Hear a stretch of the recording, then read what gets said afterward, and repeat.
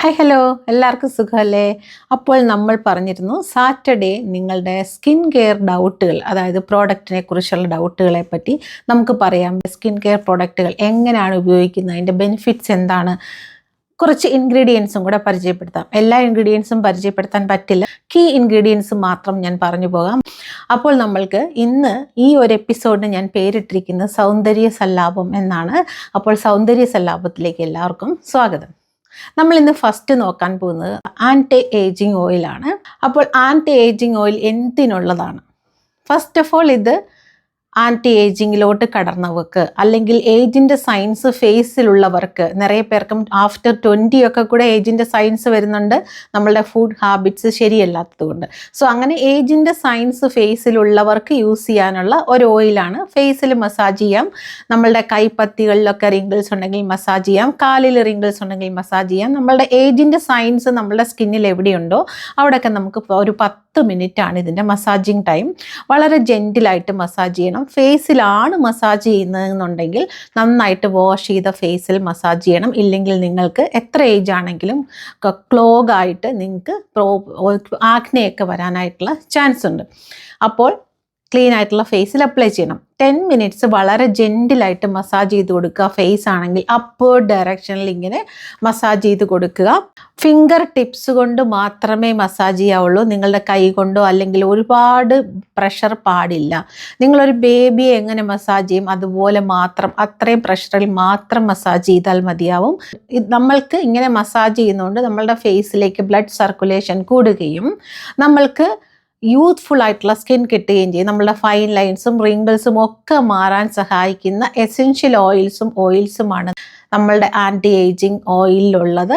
So നിങ്ങൾക്കത് ഉപയോഗിക്കുമ്പോൾ ഇങ്ങനെയാണ് ഉപയോഗിക്കുന്നത്. ഇനിയും അടുത്തായിട്ട് ആൻറ്റി ഏജിങ് ഓയിൽ എപ്പോഴാണ് ഉപയോഗിക്കേണ്ടതെന്നാണ് ഡൗട്ട്. നിങ്ങൾക്ക് എപ്പോൾ വേണമെങ്കിലും ഉപയോഗിക്കാം. രാവിലെയോ ഉച്ച കഴിഞ്ഞോ അല്ലെങ്കിൽ ഉച്ചയ്ക്കോ അല്ലെങ്കിൽ കിടക്കുന്നതിന് മുന്നോ എപ്പോൾ വേണമെങ്കിലും നിങ്ങൾക്ക് ഉപയോഗിക്കാം. ഉപയോഗിക്കുമ്പോൾ കുറച്ച് സാവധാനം ഇരുന്ന് കെയർഫുള്ളായിട്ട് ഉപയോഗിക്കൂ. നിങ്ങളുടെ ഫേസ് നന്നായിട്ട് ഒബ്സർവ് ചെയ്യൂ. എന്താണ് ഫേസിൽ വന്നിരിക്കുന്ന മാറ്റം എന്ന് മനസ്സിലാക്കി ആ ഏരിയ കോൺസെൻട്രേറ്റ് ചെയ്ത് മസാജ് ചെയ്യാൻ നോക്കൂ.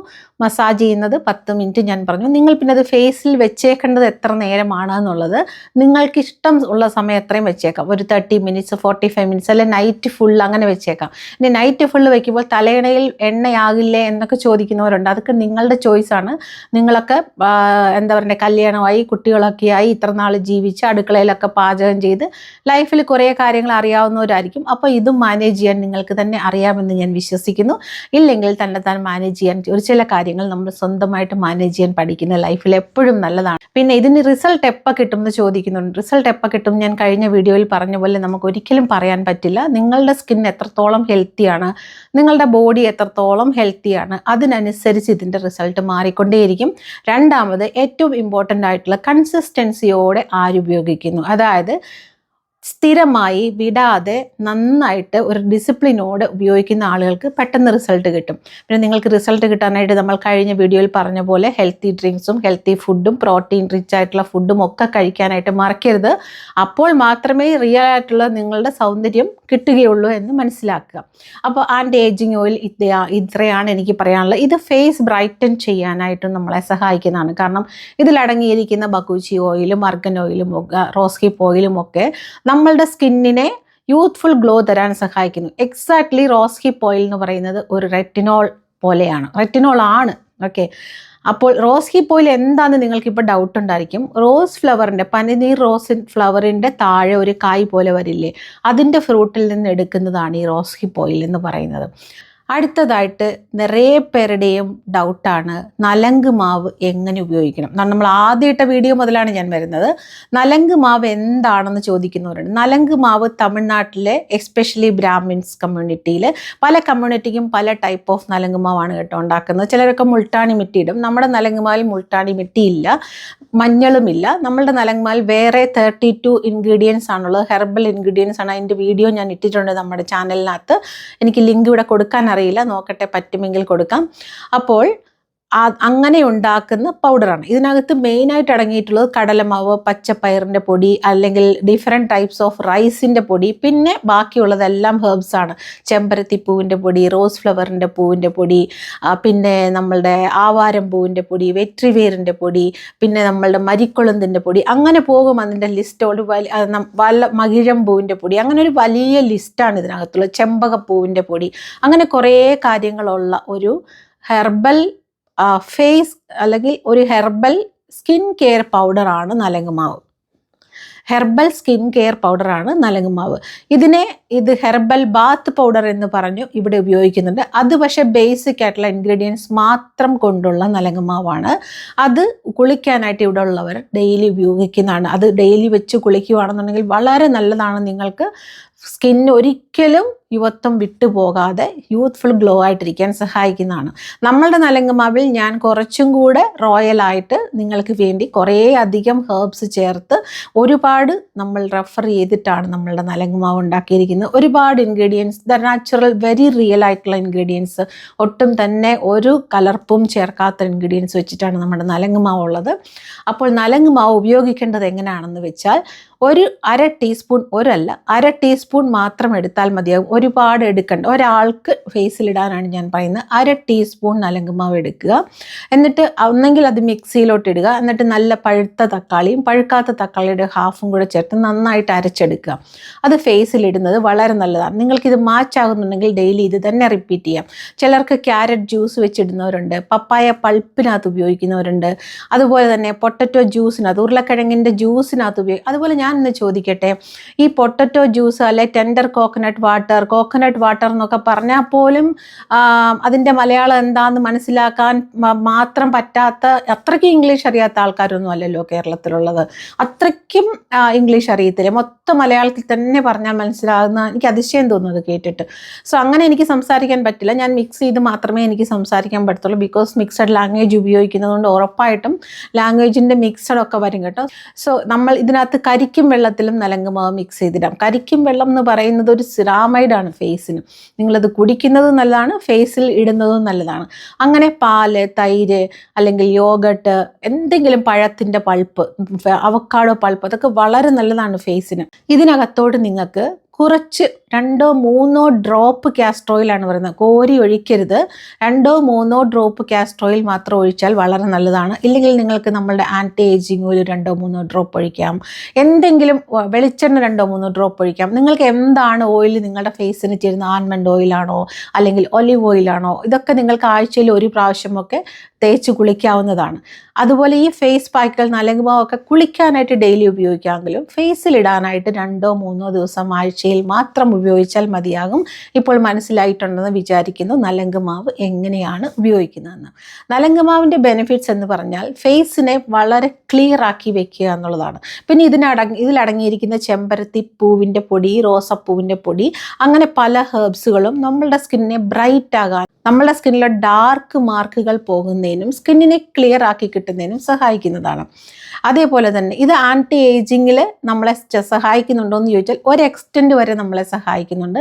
പക്ഷേ കംപ്ലീറ്റ് ആയിട്ട് അത് ആൻറ്റി ഏജിങ്ങിനെ നോക്കിയുള്ളതല്ല. അത് സ്കിൻ കെയറിനെ മാത്രം ഉദ്ദേശിച്ചുള്ള ഒരു പൗഡറാണ്. ഫെയർ ആകാനും സ്കിന്ന് ബ്രൈറ്റ് ആവാനും സ്കിന്നിലുള്ള ബ്ലെമിഷസ് ഒക്കെ പോകാനും ബ്രേക്ക് പോകാനും സൺ ടാൻ മാറാനും ഒക്കെ നല്ലതാണ്. പിന്നെ നിങ്ങളുടെ ഈ പ്രോഡക്റ്റ് കിട്ടിക്കഴിയുമ്പോൾ ആ പ്രോഡക്റ്റിൻ്റെ ബാക്കിൽ എന്താണ് എഴുതിയിരിക്കുന്നതെന്ന് വായിച്ചു നോക്കുക. നിങ്ങൾക്കത് ചെറിയ പ്രിൻ്റ് ആയിരിക്കും, ചിലപ്പോൾ ഈ ഏജിൽ അത് വായിക്കാൻ ബുദ്ധിമുട്ടായിരിക്കും. അതിന് ഈസി ആയിട്ടുള്ളൊരു മാർഗം, മൊബൈൽ എടുക്കുക, ക്യാമറ ഓൺ ചെയ്യുക. അങ്ങനെ ചെറിയ ലെറ്റേഴ്സൊക്കെ സൂം ചെയ്തും നിങ്ങൾക്ക് വായിക്കാൻ പറ്റും. ക്യാമറ നല്ലൊരു ഓപ്ഷനാണ് ചെറിയ ലെറ്റേഴ്സ് വായിക്കാനായിട്ട്. അടുത്തതായിട്ട് നമ്മളുടെ സ്റ്റോറിലുള്ള ഒരു ഹിറ്റായിട്ടുള്ള പ്രോഡക്റ്റാണ് സൂപ്പർ ബ്രൈറ്റ് മോയ്സ്ചറൈസർ. ഇത് സ്കിന്നിനെ എത്രത്തോളം ബ്രൈറ്റ് ആക്കുന്നതെന്ന് നമുക്ക് പറഞ്ഞറിയിക്കാൻ പറ്റത്തില്ല. അത്രത്തോളം ബെനിഫിറ്റ്സും അത്രത്തോളം ഫാൻസും അത്രത്തോളം ആളുകൾ ഇഷ്ടപ്പെട്ട് വാങ്ങിക്കുന്ന, എപ്പോഴും ഔട്ട് ഓഫ് സ്റ്റോക്ക് ഉള്ള ഒരു പ്രോഡക്റ്റാണ് സൂപ്പർ ബ്രൈറ്റ് മോയ്സ്ചറൈസർ എന്ന് പറയുന്നത്.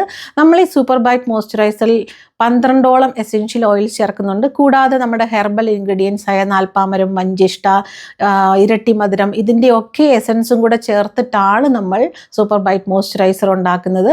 നമ്മൾ അതിനകത്ത് പിന്നെ നമ്മൾ ചേർക്കുന്ന ഹെർബ്സ് ആണ് അലോവേറ, ലാവൻഡർ, അങ്ങനെ കുറേ ഹെർബ്സ് ചേർന്ന ഒരു മോയ്സ്ചറൈസർ ആണ് നമ്മുടെ സൂപ്പർ ബൈറ്റ് മോയ്സ്ചറൈസർ. ഫേസിനെ മാക്സിമം ബ്രൈറ്റിലേക്ക് കൊണ്ടുവരിക.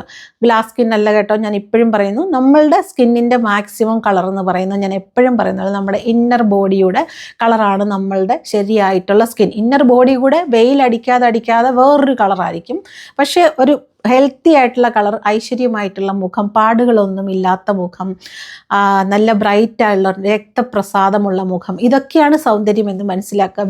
വെളുത്തിരിക്കുന്ന ഒരു സൗന്ദര്യമേ അല്ല, അത് നമ്മളുടെ തെറ്റിദ്ധാരണയാണ്. നമ്മളുടെ ബ്രെയിനിൽ പണ്ട് മുതൽ തലമുറകൾക്ക് മുന്നേ മുതൽ അടിച്ചേൽപ്പിച്ചിരിക്കുന്ന ഒരു കാര്യമാണ് ഫെയർ ആയിട്ടിരിക്കുന്നതാണ് ബ്യൂട്ടിഫുൾ. ഒരിക്കലുമല്ല.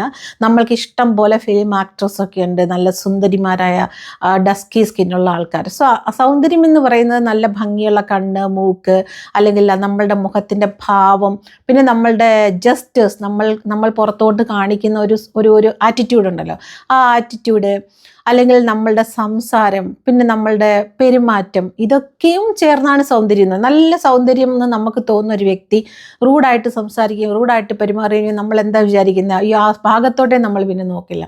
അപ്പോൾ നമ്മൾ നല്ല ഒരു സൗന്ദര്യവും നമ്മളൊരു പോസിറ്റിവിറ്റിയും പോസിറ്റീവ് മെൻറ്റാലിറ്റിയോടെ നമ്മൾ ലൈഫിനെ കാണാൻ ശ്രമിക്കുകയും ഒക്കെ ചെയ്യുന്നതാണ് നമ്മളുടെ സൗന്ദര്യം എന്ന് പറയുന്നത്. ഏറ്റവും ആൾക്കാർ ഇഷ്ടപ്പെടുന്നത് വളരെ നന്നായിട്ട് നർമ്മം കലർത്തി സംസാരിക്കാൻ അറിയാവുന്ന ആൾക്കാരെയാണ്, അല്ലേ? സത്യമല്ലേ? അവരുടെ കൂടെ ടൈം സ്പെൻഡ് ചെയ്യാൻ നമുക്ക് ഭയങ്കര ഇഷ്ടമാണ്. നമുക്ക് ഒരിക്കലും അവരെ മിസ് ചെയ്യാൻ പറ്റില്ല. അതുകൊണ്ട് നന്നായിട്ട് സംസാരിക്കാൻ ശ്രമിക്കുക. മറ്റുള്ള ആൾക്കാർ വെറുക്കുന്ന പോലല്ലാതെ ഇഷ്ടപ്പെടുന്ന പോലെ സംസാരിക്കുക. അതിൻ്റെ കൂട്ടത്തിൽ സ്കിൻ കെയർ ചെയ്ത് സൗന്ദര്യം കൂടെ ഉണ്ടെങ്കിൽ നിങ്ങളെ അവർ ഒരിക്കലും മറക്കില്ല. നമ്മളുടെ ഫേസ് അവർ ഒരിക്കലും മറക്കില്ല, ആരും മറക്കില്ല. അതുകൊണ്ട് നമ്മൾ മറ്റുള്ളവരെ ഗൈഡ് ചെയ്യുമ്പോഴും ഇങ്ങനെ വേണം ഗൈഡ് ചെയ്യാനായി. സോ ഇന്ന് ഞാൻ 3 പ്രോഡക്റ്റുകൾ മാത്രമേ പരിചയപ്പെടുത്തുന്നുള്ളൂ. ഇനി അടുത്ത ശനിയാഴ്ച അടുത്ത 3 പ്രോഡക്റ്റുകൾ കൊണ്ട് ഞാൻ വരാം. നിങ്ങൾക്ക് പ്രോഡക്റ്റ് വേണമെങ്കിൽ ഞാൻ ചോദിക്കട്ടെ, വീഡിയോയിൽ ഞാൻ എപ്പോഴും നമ്പർ കാണിക്കാറുണ്ട്, ഡിസ്ക്രിപ്ഷൻ ബോക്സിലുണ്ട്. പിന്നെയും വന്നിട്ട് എങ്ങനെയാണ് ഇത് വാങ്ങുന്നതെന്ന് ചോദിച്ചു കഴിഞ്ഞാൽ അതെന്താണ്, വീഡിയോ മൊത്തം കാണുന്നില്ലേ? അപ്പോൾ സ്കിൻ കെയർ ചെയ്യുക, അറിഞ്ഞ് ചെയ്യുക, വേണ്ടടുത്ത് വേണ്ട പോലെ ചെയ്യുന്നത് മാത്രമാണ് സ്കിൻ കെയർ എന്ന് മനസ്സിലാക്കുക. ഓവറായിട്ട് അവരെ പോലെ ആകണം, ഇവരെ പോലെ ആകണം, എൻ്റെ സ്കിന്ന് ഞാൻ കാണിച്ചു തരാം, ഞാനിപ്പോൾ വെളുത്ത് കാണിച്ചു തരാം, അങ്ങനെ ഒന്നും വിചാരിക്കേണ്ട കാര്യമില്ല.